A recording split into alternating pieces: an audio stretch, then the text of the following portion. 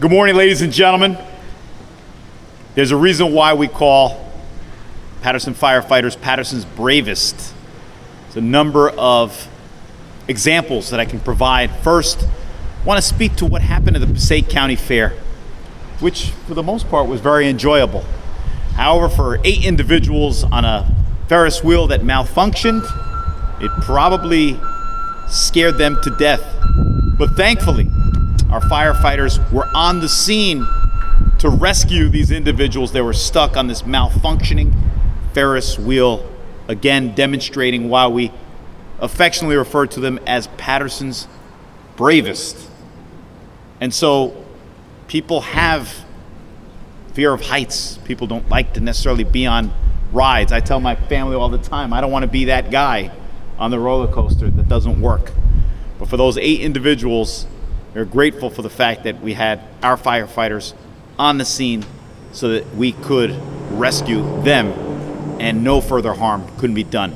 At this time, I want to call America's Fire Chief forward to elaborate a little further on the rescue operation that took place at the Passaic County Fair. Our Chief, Brian McDermott. Thank you.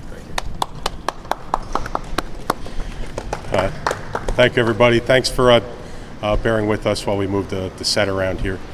The mayor's right, Paterson's bravest, but I think in this day we are Paterson's calmest, Paterson's most technical. So this comes down to, if your rescuer is scared and showing fear, then you're not doing your victims justice. So if we come up there and show any fear or give any inkling to anybody that we don't know what we're doing, they're not going to trust us to take them down from such a great height. You know, you're talking like 80 feet up in the air. You'll see behind us we have a 95-foot tower ladder. That makes things a lot easier for us. Thank God we had that. But we still had to get everybody out of a precarious situation in a bucket. We had to take them across the bucket, across their seat, 80 feet up in the air, into our bucket to get them to safety. And as the mayor mentioned, many people have fears of heights, and they're in a precarious situation. Some of the things I noticed about the firefighters was just going up, sitting up there with their victims in the same situation, and just sitting there and smiling with them and keeping them calm in a situation that we know, we're having malfunctioning Ferris wheel. We have no idea what can happen after that. We don't know if the motor could kick in. So our firefighters went and did lockout, tagout of the electric to make sure that it wouldn't move. They locked out the mechanicals. They sat with the mechanic that was there and made sure that there was nothing else that they can do to get this Ferris wheel moving, to get people down safely, down at ground level, rather than have to go precariously across their seat into the aerial ladder behind us. Due to the calmness, the sheer expertise of our firefighters in knowing how to deal with this situation, a situation that could have ended up a lot worse ended up to be something that people will tell a story to their families for years to come, and the safety of their home. So I thank our firefighters for being brave. I thank them for being so calm in such odd circumstances, and I thank them for being so technical in their approach. So with that, I wasn't here that day. So the leader of this, this act was Battalion Chief Frank Liscio. I'd like to bring Frank Liscio up here to say a few words. Thank you, Frank. Thank you, Chief. All right. How you doing? Battalion Chief Frank Liscio, 1st Battalion, Paterson Fire. That evening we were on a special fire detail at the Passaic County Fair fireworks display. So that was wrapping up, and the officer of the rescue company had approached me. He said the operator of the Ferris wheel mentioned to him that the Ferris wheel is stuck, and there's about 8 passengers that are stuck on the Ferris wheel. He tried numerous times to release the brake or change the gears. We went over there, we looked at it, we gave him a little bit more time to troubleshoot, and then I called in additional units. The rescue company was there, engine company 6, and I called for ladder 1 to come to the scene. Once they arrived, we told the Ferris wheel operator to stand back. We locked out, tagged out the Ferris wheel so it cannot operate. There's no power to the Ferris wheel. The tower ladder pulled up. Now, this being on a field at Garrett Mountain, the ground was unstable, so or a hill, and these tower ladders need to have fairly level ground to operate on.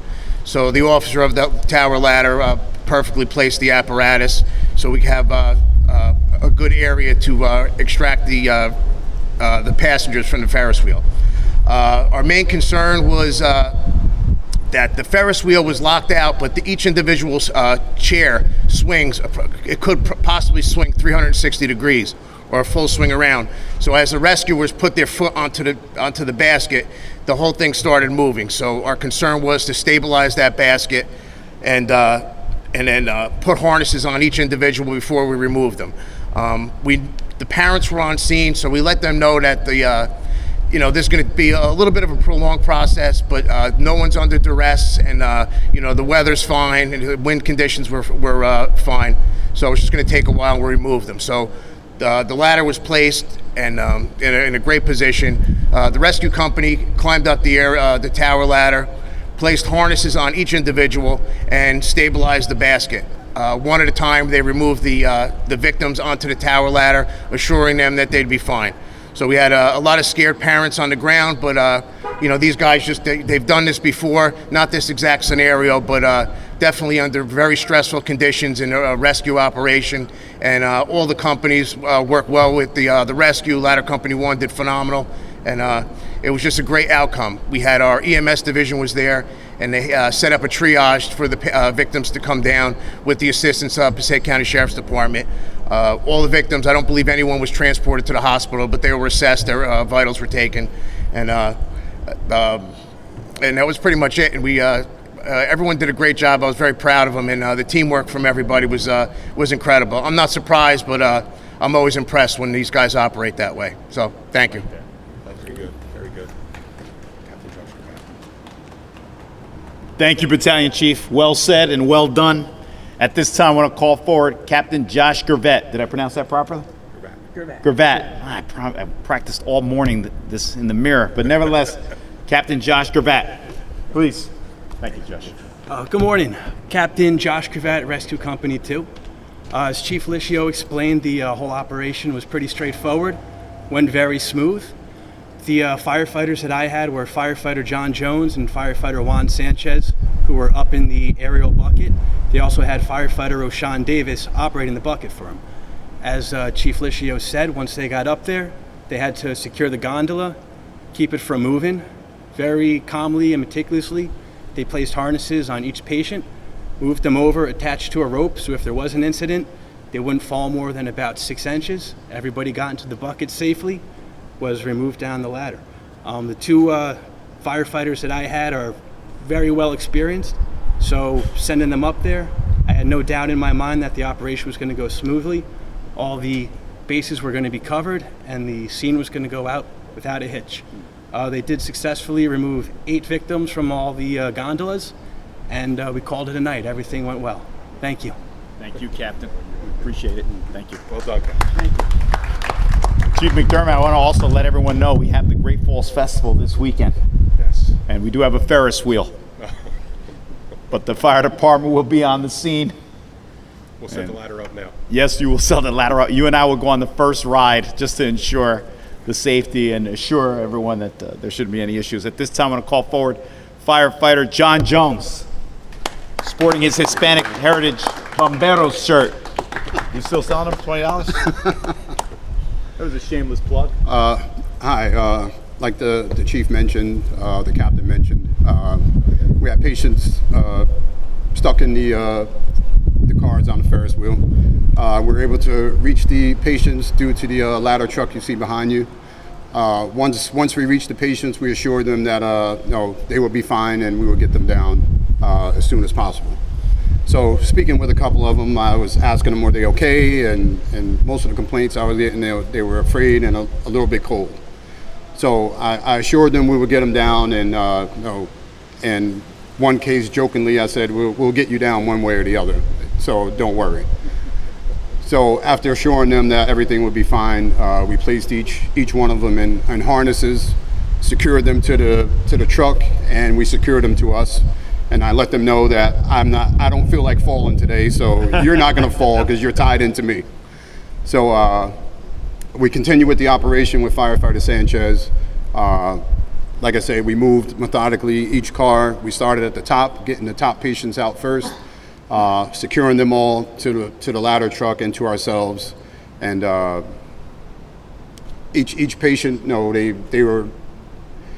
each patient was able to move on their own out of one car, but we did have one that was very afraid, and she grabbed me like she was grabbing onto her favorite teddy bear. And I assured her I wasn't going to let her fall, and we were able to move each one over to the ladder and get them down. So with that said, we used rope systems, harness systems, safety on top of safety. We had the eyes on the ground from Chief Licio and Captain Gravatt. They were guiding us from the ground, and as we moved along, they were advising us if there were any other safety issues we had to deal with. But one of the main things was securing the car. We were able to tether the cars in, because anytime you stepped on the car or tried to move it, the whole thing wanted to swing. So that was our first order of business, securing the cars. So once we were able to do that, we were able to get everybody down. All right. You have a new nickname. He's a teddy bear now. New line of teddy bears coming out in Paterson. Stay tuned, just in time for Christmas. Any questions? Open the floor. Anyone? Pix 11, NBC, WNBC? Yes, Ming Dynasty. How much has training played into this rescue? Yeah, please. Take that one. So our rescue firefighters do hundreds of hours of training throughout their career. They learn how to do rigging, so they learn ropes, knots, pulley systems. They learn how to put on what we call belay systems, or lowering devices that prevent people from falling. So there's hundreds of hours of high-angle rescue that they've done that far and away exceed what they would have to do at the Ferris wheel. They can rappel off of the Great Falls. They can rappel down Garrett Mountain, which they've had to do in the past for a dog in the last 8-9 years. So they're very, very adept at using ropes, knots, and systems. Where we do this is further with the Metro Urban Strike Team, or MUSAR, where we get about, I think it's 640 hours total throughout their entire time for them to actually learn how to do all of this stuff. And since we've gotten that, we take that, bring it back here, and we make it our own, and actually do refresher training on it very regularly. So this is not something that is for the faint of heart. It's not for something, why I said before that they're the most technical. If they do one thing wrong with the rope, they can kill themselves or somebody else. They have to do that. They have to do it right. They have to do their knots right. They have to be very, very methodical in their approach and put their systems right to make sure that their victims are safe. So like I said, it might seem like it's not as harrowing, but when you're up there, and as the firefighter mentioned about the gondola swinging and can go in a 360-degree right around, he's not kidding about that. You get the counterweight of the person's, the weight of their body being high, they can flip back. So just knowing how to tie things off, knowing how a little bit of science works helps them in that. So they're very, very well trained. Okay. Yeah. So any more questions on this thing? All right. So you guys want an update on the fires that we had overnight? All right. So last night there was 2 fires. First fire was a third alarm fire at 143 East 32nd Street. Third alarm. There's a 3-story vacant wood frame structure that was fully involved. And it was a big building, about 85 by 25. And there was fire literally, I guess we'll call it stem to stern, top to bottom. It affected 13 other buildings. Luckily, the firefighters were able to contain it in the neighborhood and keep the, only 5 people had to be displaced. It was a vacant, abandoned building with well advanced fire on arrival. The cause is under investigation currently by the Paterson fire marshals and the Paterson fire investigators. With that, we had all Paterson fire companies there. We had our 11 mutual aid companies that came in and helped run the city while we were there, and they handled probably about 35 to 40 calls during that time, a lot of which were reported building fires. So they did a great job. We thank our mutual aid partners for that. Second fire was about 3:50 a.m. The first one was about 10:50 at night. Second one was 3:50 a.m. Following, began at 84 Marshall Street, and it was a fourth alarm fire, meaning all Paterson fire companies, plus West Paterson, Clifton, and Passaic Ladder that were there on scene. It was a 3-story wood frame multiple dwelling fully involved that was extending into 3 other buildings, eventually affecting 5 different buildings. It was right at the corner of Slater and Marshall Street, and we affected 84, 86, Marshall Street, 176, and 174 Slater Street. There was no injuries to firefighters or residents, thank God. Red Cross was on the scene. They had 9 families and 30 people that were displaced. They're being placed by the American Red Cross. There also, we had all Paterson fire units, plus what was mentioned earlier, and we have 14 other mutual aid companies that ran the city. They handled another 30 calls or so, plus they had a fully involved automobile fire on Route 80 at the same time. This is also under investigation by the Paterson Fire Marshals and the Paterson Fire Investigators to see what the cause and origin is, so that is ongoing. At the present time, we are working with the Paterson Building Department and our fire official, where we've cited imminent hazards to order the buildings to be demolished or made safe, and it sounds like we're going to have 3 of the buildings demolished after we have completed our investigation. And that's pretty much the update on the 2 fires. Any questions? What's the state of the structure right now? I know you're going to demolish it, but are the residents allowed to go back in? No. So out of the 5 buildings, 3 of them are completely destroyed, where we can't let anybody in, and we can't even perform our investigation in the area. So we're actually going to do, for demolition, we're going to do selected debris removal demolitions so that we can make it safe and check the area in question. And we're also, of course, doing the canvassing in the neighborhood for video cameras to see if we had anything that was suspicious in the area. So that's all ongoing, but they are not safe. They are absolutely not safe for occupancy. Nobody can go into those 2 buildings, 84 and 86, to be able to get any belongings. They're burned out. 176 Slater Street will get people into the 1st and 2nd floors, not the 3rd. And 174 Slater Street, we can get everybody into everything there. What's the stress that goes into the last couple of days? You guys have been, a lot of things have been going on. That's a lot of stress on the human person. And then secondly, a moment ago you were talking, a minute ago, renter's insurance. That comes into play with potentially these people being burned down. No doubt. So first thing, stress. This is absolutely unbelievably stressful. As a matter of fact, both of these 2 fires, we had probationary firefighters with their first day, and these were their respective first fires. All right, you talk about stress on a new firefighter, that's welcome to the show. But our guys and gals are professionals. We're used to dealing with this. We're trained to do this. We're trained to handle the stressors that come in front of us by all the studies that we do, and the training that we do, just as mentioned before, with the rescuers, with the rescue company. So just as we train on rescue firefighting and ropes and all that, we train on firefighting itself. And this is nothing new for us. We are the best. Second to that, renter's insurance, we went on a very aggressive drive throughout the city to try and increase awareness in renter's insurance to ensure that people are aware that without renter's insurance, their personal belongings are not covered. So the notion is that there's insurance for the property, so their things are covered. It's not. The building itself is covered for the owner, not for the occupants. So we've pushed that before, and we're going to keep on trying to do it and get more people involved to gather renter's insurance.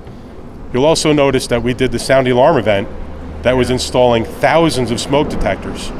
One thing I can say is, although last night was an absolutely horrific night, and I don't want ever to see another fire in this city, we have seen a massive decline in building fires in the city of Paterson.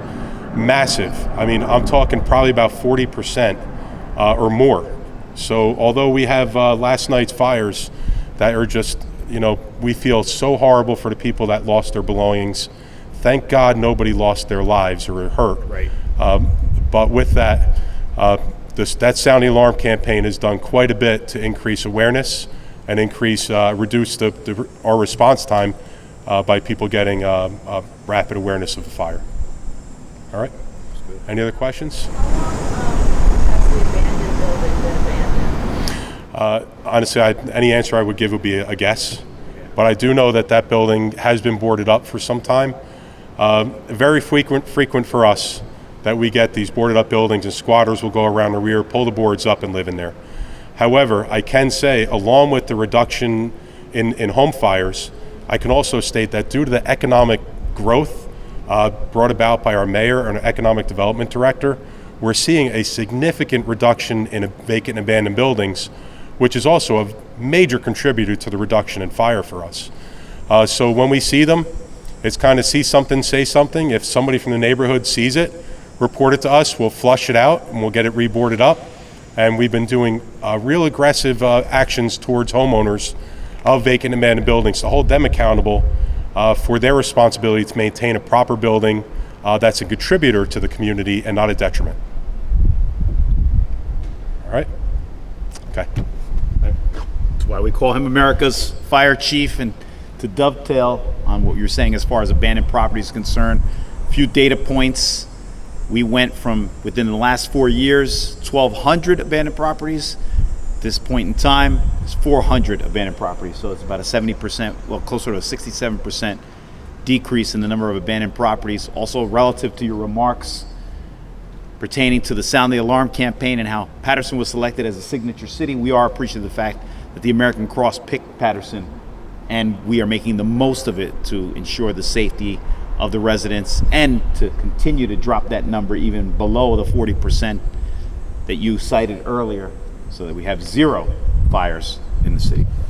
So at this time, as an expression of our profound gratitude to the firefighters who were part of that successful rescue operation on August 12th at the Passaic County Fair, I want to present some citations to those individuals you heard from earlier. First, to our Battalion Chief, Frank Licio. Frank, I want to see this prominently displayed in your office, or in your home, or in your man cave. Thank you. Thank you very much.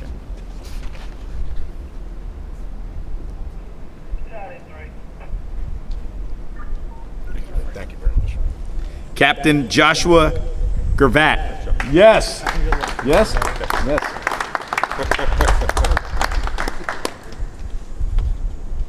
You have a man cave? I got a shop. Okay, there you go. Thank you. Thank you, sir. Firefighter John Jones.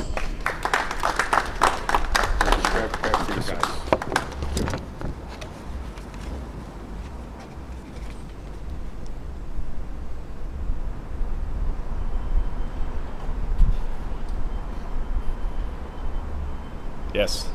I also have other citations, Chief. I'll leave them with you for unless any of these individuals are here.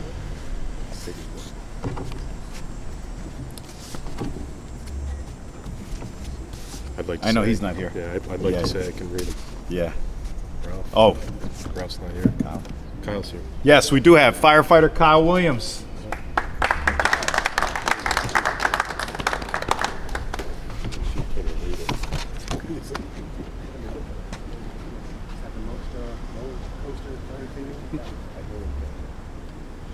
Thank you.